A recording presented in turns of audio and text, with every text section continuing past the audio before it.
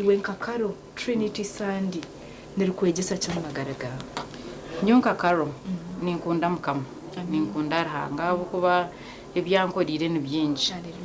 kandi ubushato burkwera uruhango mu ruhanga tata ruhanga mwana ruhanga mutima rukwera tukawanga ruhanga tata ruhanga mwana yije yatuzahura ntuturana mu ruhanga mutima rukwera so ebinkora byona nimanya ngumbiye bemberwa managa bushato burkwera era nco kurebera na business yanje izina nho ryarigire aho kuba hatari ruhanga yaratine cyakubasikire out of blue okagurukaho wagirete business egere kanje ete Trinity Trends ningo kashitama wayerohoza wareba tata ruhanga mwana wagirotireka nkore business egingete izemeri era ko kunakigamba mukama no yampangire no ruhanga tata ruhanga mwana kamfera ngumfuna magara ruhanga mutima rukwera no ntambura nawe so byone byanje nebirabo muri yabo ushato burkwera ruhangomo so kikachishikire business kujeti izinege kama witasi asi izoberi iwe nkakaro nerkwegesa ki nkomuntu mwikirisa nirinyegesa ukwatansa ukwatansa umuzungu kibagweta maybe I can call it unity abakuba ruhanga natwereka ngo bushato burkwera mu ruhango umwe nomwe kandi betwara bashaka so ombitukora byona twatwino kwatanisa ebintu mbitamburo mesho so ekintu kikure kinkwego mu izobere no kwatanisa kandi kinkwenda buri yomoyege akuba twakwatanisa nk'abantu ensine tutamburaje okwatanisa nitumanya ngo ine business already ina abantu aborukozesa as a CEO mweni we no rebo business okwatanisa kurumu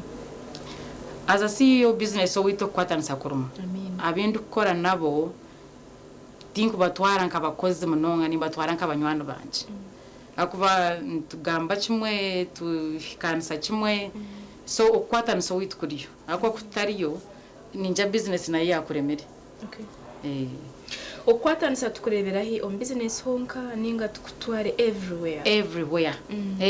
we go makagitu on business zitu on mahanda yitu our daily lives okwatanisa bukuba wota kwatanise na mutahi wawe takuba hontunguka twenda kusimara hanga habwa karo kandi twenda kusimara hanga habo kugira ngo namanya hanga ahabo kuba no manya abantu tuba twine businesses nyingi ninga twine businesses omuntu oguruka nkaho jeti zina torukumanya n'izina narumanyisa ki konkano reba riyo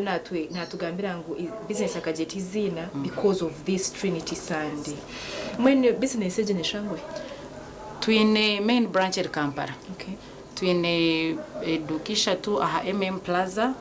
shop L9 and L10 on Loom Street then twigwire ho branch Mbarara aha Portville building shop CO5 so irizo twajaka twije to celebrating the Trinity Sunday omuri Mbarara abako bantu bambarara mbatwagira munonga so twija kunuya tube nabo tukira kubera Kampala munonga twine misa ikitambo cya mserizo bashamukaga umuduka henyine yes so warabari hihi nabasa kutuhikaho konka irizo bano rukuru munongo magaraga business yetu so we are here to celebrate nembabazi ahabo kushanga ngo mazima karo namanyarhanga kandi namanyana na Trinity Sandy nemanyisa cyo magaraje nemanyisa cyo nko mwikiriza konkana twegesa omuriyeki harimo bumwe okwatanisa itwe nkabakozi ahamirimo y'ituri kuba ntukora tweje kwatanisa omumakagitu omushija no kwatanisa n'omukazi omukazi no kwatanisa na n'omushija ragati y'abana banyu hariho kwatanisa. This is what Karo is telling us twine kugira unity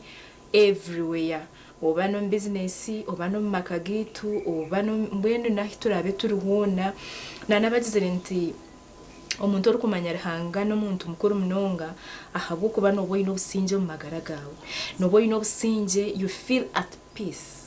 no bhakugira cyakuteganisa you be like dear Lord ekicyanganzya konkani manyango ryaro baje rwanje iwe kikuru mwesije mugambire byawe he has good plans for you so Karo nishabangu turamukiza bari kutureba turamukize aba clients bari kwija supporting a business and we end abantu bona baturikirize kuko nanagambire mukama nabakunda mwe bare kwagira Trinity Trends ntubasima ntubakunda kandi ntuhayeguma ntubahereza je aha branches zitu zona munigo gomutano nyenda kusima umushija wanje Julius Muhumza na family zanje zomba hinkushwerwa na hindukuzara ahinkuzarwa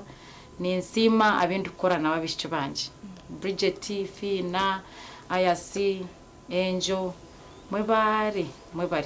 kubera ho Trinity Trends. Thank you so much. Kind of course into Simar Hangio ni twin program ya Msimanta kind of a Hayes recruitment experts jobs abroad. Mbwa take amsentum program eji ne bashangwa ho mukizimbe cha Amazon mrembara in Kampala no bashanga rubowa bahicire wanonda kumanya binje biri kubakwataho mazima bakutunjire umurimo w'abantu hurano gwetenga.